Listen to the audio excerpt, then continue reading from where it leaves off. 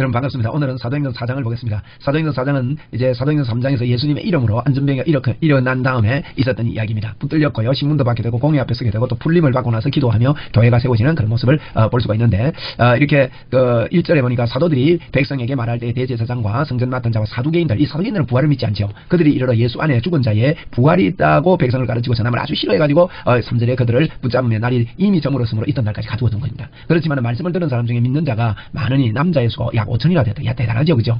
이런 일이 있었습니다. 있던 날 관원들과 장로들과 서기관들과 예루살렘에 모였는데 대제사장 안나스와 가야바, 이 지금 대제사장 안나스와 가야바가 둘 다 대제사장입니다. 그러면 이 시대가 대제사장 한 명뿐이거든요. 한 명만 세워야 되는데 두 사람 다 대제사장 되어 있다는 게 참으로 그 시대가 아주 안 좋은 시대죠. 타락한 시대죠. 요한과 알렉산더 및 대제사장이 문중이 다 참여했다. 누가 보면 3장 2절에 보면 이들이 둘 다 대제사장인 걸 이야기하면 안나스와 가야바가 대제사장으로 있을 때에 이렇게 말했죠. 대제사장이 둘이 있었다는 거예요. 사도들을 가운데 세우고 묻되 너희가 무슨 권세가 누구의 이름으로 이 일을 행하느냐. 이걸 예수님께도 이런 비슷한 질문을 합니다. 예수께서 성전에 들어가 가르치실때 대제사장들과 백성의 장로들이 나와 이르되 내가 무슨 권위로 이런 일을 하느냐. 마태복음 21장 23절에 보면 그렇게 이야기하는 걸 봅니다. 이때는 누구의 권위 누구의 이름으로 하냐고 굉장히 중요했던 것 같아요. 이에 베드로가 성령이 충만하여 이릅니다. 이러면 성령 충만에 대해서 좀 이해를 하자면요.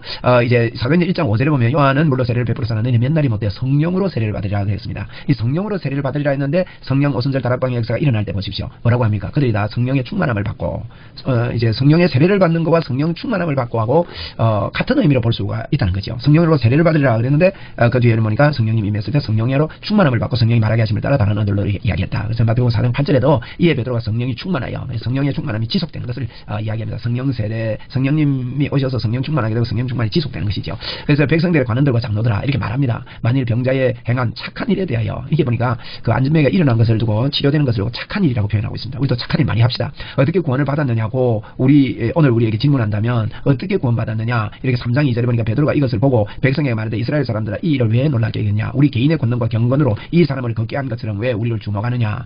이렇게 왜 놀라느냐. 어떻게 구원받았느냐. 이게 이제 질문이 같은 질문이겠죠. 그렇게 하면 너희 모든 백성 모든 이스라엘 백성들은 알라 너희가 십자가에 못 박고 이제 예수님을 증거하는 겁니다. 십자가에 못 박고 하나님이 죽은 자 가운데서 살리신 보세요. 지금 이거요.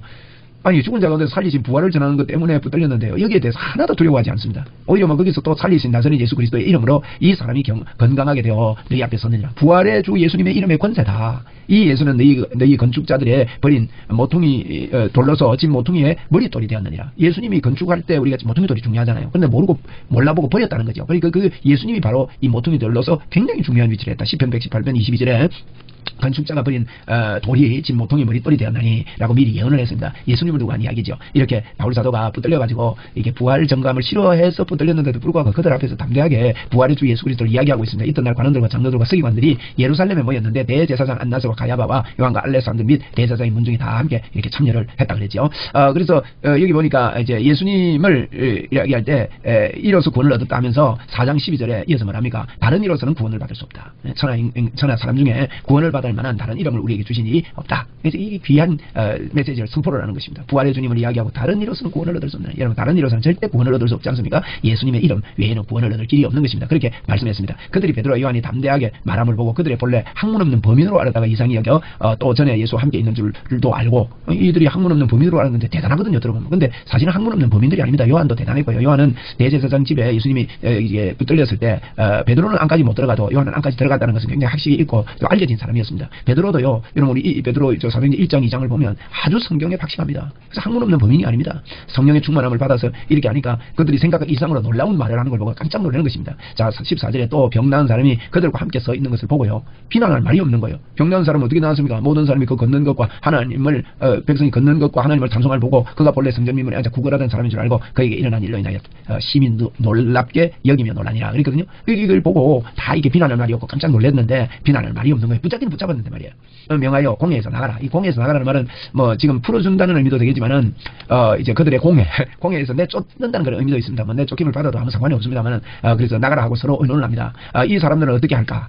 그들로 말미암아 유명한 표적 나타난 것이 예루살렘에 사는 모든 사람에게 알려졌으니 우리도 부인할 수 없는지. 왜 부인 못하면 믿으면 될 텐데 이 사람이라는 게 웃깁니다. 그죠? 그게 자기의 어떤 주장이나 자기의 어떤 관 그게 뭐 자기들이 믿고 있는 그게 있었기 때문에 이걸 부인을 못하면서 믿지 못합니다. 우리가 그러면 안 됩니다. 예수 믿는 사람들은요, 참 10년을 20년을 예수 믿었더라도 성경을 많이 읽고 책을 읽으면서 성경에서 이렇게 말한다면 언제든지 그걸 바꿀 수 있는 학자의 마음이 필요합니다. 목사는 특별히 그렇다고 생각합니다. 성경을 깊이 읽고요. 성경이 그렇게 말한다면 아무리 내가 주장을 했고 그렇게 가르쳐왔고 해도 그걸 바꿀 수 있는 그런 마음이 필요하죠. 그런데 이들이 부인할 수 없다고 하면서 뭐랍니까? 이것이 민간에 더 퍼지지 못하게 그들을 위협하여 그 이후에 이 이름으로 아무에게도 말하지 말게 하자. 아니 이게요. 이 지도자들이 하는 말이 입막자는 거, 입막자는 거. 말 못하게 하는 거. 이건 아주 나쁜 거죠. 예나 지금이나. 할 말을 못하게 하는 거예요. 하고 그들을 불러 뭐랍니까? 도무지 예수의 이름으로 말하지도 말고 가르치지도 말라니.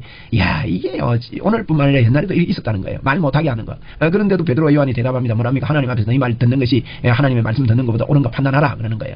사도행전 5장 29절에도 보면 베드로와 사도가 대답하여 이르되 사람보다 하나님 순종하는 것이 마땅하니라. 그 다음 장에 5장에서 이런 사건이 또 일어나고 또 부들렸거든요. 풀어줘놓고 또 부들려가지고 또 그 말하니까 사람보다 하나님께 순종하는 게 옳다. 그러면서 이들이요 이게 불하지 않습니다. 그래야 되죠 여러분. 우리가 바른 말은 언제든지 어떤 어려움이 있더라도 할 수 있어야 됩니다. 20절에 보니까 우리는 보고 들은 것을 말하지 아니할 수 없다 하니 특별히 우리 복음은 보고 들은 거 이거 말하지 않고 가만히 있으면 안 됩니다. 그죠? 아무리 정부에서 하는 일이 뭐 모이지 마라, 예배드리지 마라, 동성기도 하지 마라. 그래도 우리는요 우리가 할 일은 해야 되는 것이죠. 그래서 관리들이 백성들 때문에 그들을 어떻게 처벌할지 방법을 찾지 못하고 다시 위협해요. 놓아주었으니 뭐 그러니까 뭐 어쩝니까? 위협만 하고 놓아준 거예요. 이는 그 모든 사람이 그 된 일을 보고 하나님께 영광을 사람들 때문에 여론 때문에 요즘도 여론 많이 타거든요 사실은. 그래서 이 표적으로 병나은 사람은 40여 세나 되었더라. 그러니까 한 40여 년 동안 안전병이로 그렇게 지내왔다는 것입니다. 근데 나사렛 예수 그리스도 이름으로 일어나 걸어나니까 이들이 일어나 걷는 거. 그 사도들이 노임의 동료들에게 가서 제사장들과 장로들의 말을 다 알리는 겁니다. 그대로 무절하지 말라 하더라 뭐 이런 것들까지 그들이 듣고 이게 중요하죠. 한 마음으로 하나님께 소리를 높여 이르되. 참 여러분 이 한 마음을 갖는다는 게 얼마나 참 귀한지 모릅니다. 교회가 한 마음이 되고 한 마음으로 기도할 수 있고 이러면 한 마음을 갖도록 우리 애를 써야 되겠죠. 그러면서 뭐라고 소리를 높입니까? 대주제여 대주제여. 이게 하나님이여 천지와 바다와 그 가운데 만물을 만드신 지으시니요 창조주 하나님을 높이는 것입니다. 또 주의 종 우리 조상 다윗의 입을 통하여 성령으로 말씀하시기를 어찌하여 열방이 분노하며 족속들이 허사를 경영하는 것. 야, 이 베드로의 이들의 그 성경 지식이 대단합니다. 지금 그 뭡니까 이렇게 막 핍박하고 말이죠. 막 예수의 이름으로 말도 못하게 하고 막 위협하고 이런 거를 시편에서 미리 예언한 것을 다 가져오는 거예요. 얼마나 놀랍습니까? 이게 우리가 늘 이렇게 봐서 그렇지요. 이건 뭐 미리 설교 준비를 한 거 아닙니다. 그냥 나오는 거예요. 이 말씀에 굉장히 사람들이 훈련되어져 있다는 거. 어찌하여 열방이 분노하며 족속들이 허사를 경영하는 거. 시편 2편의 말씀인데 세상에 군왕들이 나왔으며 관원들이 함께 모여 주와 그의 그리스도를 대적하도다 하신 이로소이다. 그들이 부르짖어 기도하면서 말씀을 붙잡고 기도하는 거 보세요. 그 상황을 말씀으로 이렇게 해서 그게 이 기도만 아니라 하나님의 말씀이 중심이 되어 있다는 거 우리가 1장 2장에서도 봤습니다. 그렇죠? 한 놀라운 겁니다. 우리가요 말씀에 능통해야 됩니다. 말씀을 붙잡고 살아야 됩니다. 말씀이 우리 가슴에 있어서 언제든지 툭 튀어나올 수 있는 이런 흥분된 말씀이 우리 있을 때 표적이 따라오게 되는 겁니다. 과연 헤롯과 본디오 빌라도는 이방인과 이스라엘 백성과 합세하여 하나님께 기름 부으신 거룩한 종 예수를 거스려 하나님의 권능과 뜻대로 이로 예정하신 그것을 행하려고 이 성에 모였습니다. 이 성에 이들이 관원들이 이렇게 모였습니다. 이 말이에요. 사도행전 2장 23절에 보니까 그가 하나님께 정하신 뜻과 미리 아신 대로 내어준 바 되었거늘 너희가 법 없는 자들의 손을 빌어 못 박아 죽여서나 이 하나님의 정하신 뜻대로 미리 아신 대로 내어준 바 되었다. 미리 아신 대로 미리 예정하신 대로 이들이 이것을 하려고 이렇게 모였습니다. 예수님을 거스리고 관원들이 이렇게 모였습니다. 이런 기도를 지금 성경을 먼저 읽고 나서 그렇게 지금 되고 있습니다. 하고 이렇게 기도를 하는 겁니다. 주여 이제 그러면서 주여 이제 그들을 위협함을 굽어보시고 또 정돌로 하여금 담대히 하나님의 말씀을 전하게 해주십시오. 그 가운데서도 참 귀한 기도합니다. 담대히 하나님의 말씀을 전하게 해주십시오. 저들을 굽어 보시옵소서. 우리도 이런 기도해야 됩니다. 하나님 저들을 굽어 보시옵소서. 우리나라를 굽어 보시옵소서. 하나님 앞에 기도하고 하나님 담대히 하나님의 말씀을 전하게 하여 주옵소서. 이렇게 그렇게 하니까 손을 내밀어. 그러면 또 무슨 기도합니까? 더욱더 손을 내밀어 병을 낫게 하옵시고 표적과 기사가 거룩한 종 예수의 이름으로 이루어지게 하옵소서.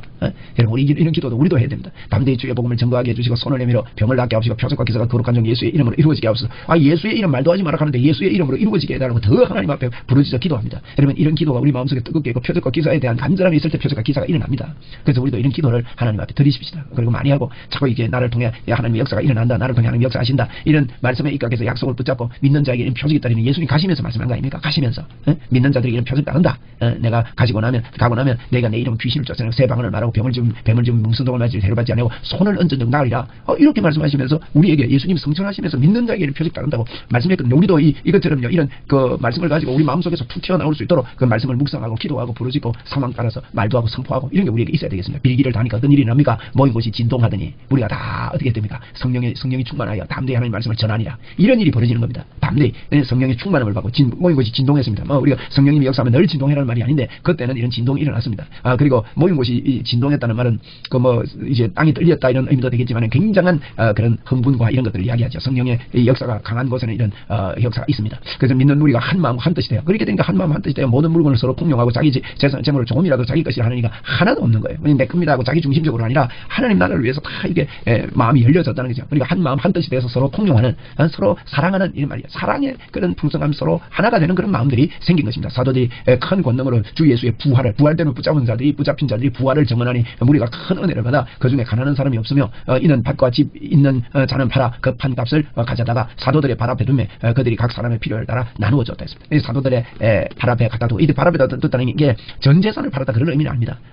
이제 지속적으로 헌금했다 이런 의미도 포함되어 있거든요. 그래서 밭도 팔고 집도 팔고 해서 하나님 앞에 드리고 싶은 마음이 생겨가지고 하나님 앞에 드리는데, 그걸 가지고 이제 복음 전거하는데 도움이 되고 필요한 나라 가난한 사람들도 나눠주고, 이게 뭐 공산화됐다 이런 의미는 아닙니다. 자진해서 하는 것이고요. 억지로 하는 게 아니고 이제 또 다 팔았다는 것도 아니고요. 이게 그래서 또 여기 이제 지속적으로 감사헌금을 하고 이렇게 한 것을 의미합니다. 그래서 구브로에서 난 이 구브로 섬이죠. 바울사도가 1차 전도 여행 때 구브로 바보섬 기억하십니까?